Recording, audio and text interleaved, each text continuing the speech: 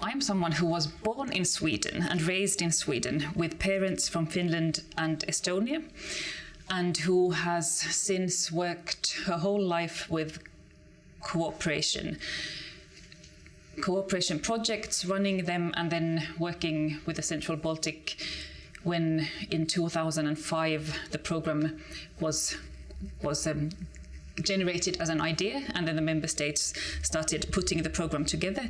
I was involved in drafting that program, and then I have been working in the program in different positions. So I would say that I'm someone who has a very Central Baltic mindset, and who comes from this region and works for this region with a passion. Right, so now I work for the managing authority, which means that I am responsible for basically the implementation of the program. So making sure that everything runs smoothly, we're on track, and I also report on this progress to the Commission and to the member states. I've worked in this position since 2011, so already in the previous program.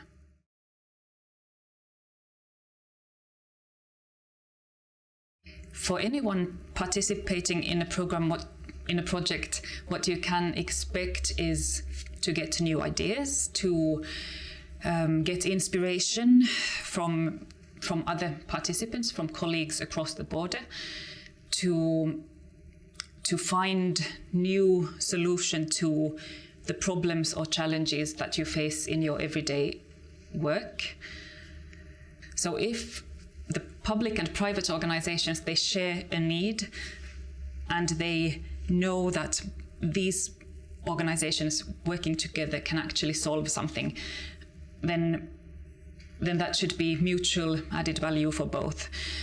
We have a few private organizations already participating, and in these cases it has been clearly evaluated that they do bring added value to the project. They are relevant partners. It will also actually be interesting to get live feedback from these organizations to see how they experience an Interreg project. I think the point and the value of cross-border cooperation comes from getting new perspectives from your colleagues who share the same problem. You get to share ideas, you get to develop ideas further, and I think everyone who has been in a good meeting where ideas fly and you generate together ideas and you end up somewhere much better than what you had originally planned. I mean, that's where you see kind of the value of cooperation, and this happens in our projects. And also, I think there is added value from the people coming from different countries. They come with their own perspectives or their own backgrounds, and that can certainly lead to much better solutions being found than very local or even in just one country. And we still, although we have a very homogeneous region and very well-linked region, we still have obstacles making it difficult for us to move or to work together or to do things in the most efficient way. And the aim of Interreg in general is to reduce these obstacles, make people meet, make people talk, make people think of solutions together. There's always indeed an element of surprise or of unexpected results, and I think that's one of the beauties of cross-border cooperation, that you do cooperate with people who are a little bit different from you and who speak a different language and who have maybe different laws indeed. And from this you can get ideas that you didn't expect, and the project might take you in ways that you didn't expect. And even if your objectives when you drafted the project plan 2 years back were these and these, then you might end up with something additional or something new, and that's, I think, also kind of something that is not put on paper and not an official result, but it might, for many, these new, sudden, unexpected things actually turn out to be the best part and what they remember from the cooperation.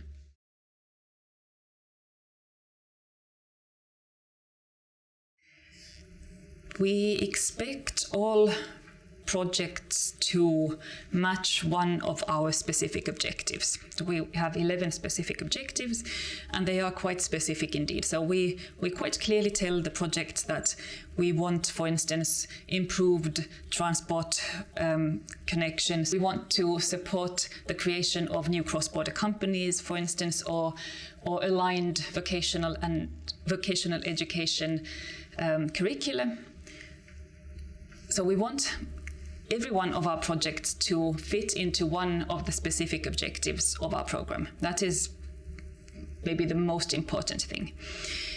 We further want all projects to really be concrete, to bring real, tangible results.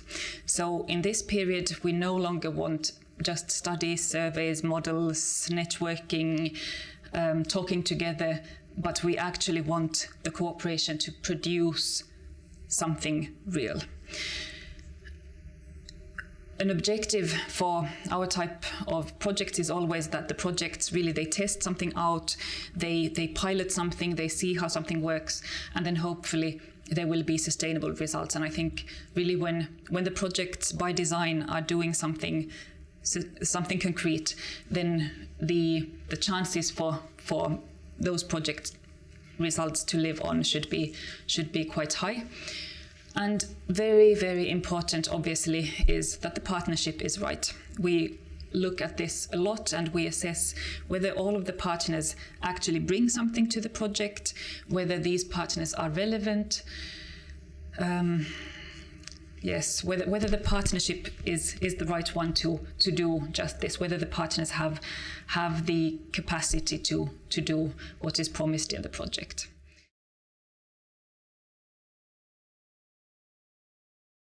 We've currently approved 67 projects.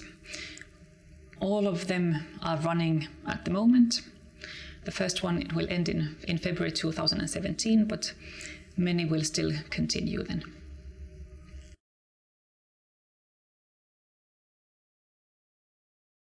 We've received a landslide of applications in the 2 calls that we have had. So we received 177 and 148 projects in the 2 calls, which is a lot. So it really shows that people know our program, they know how to apply, they find our program interesting.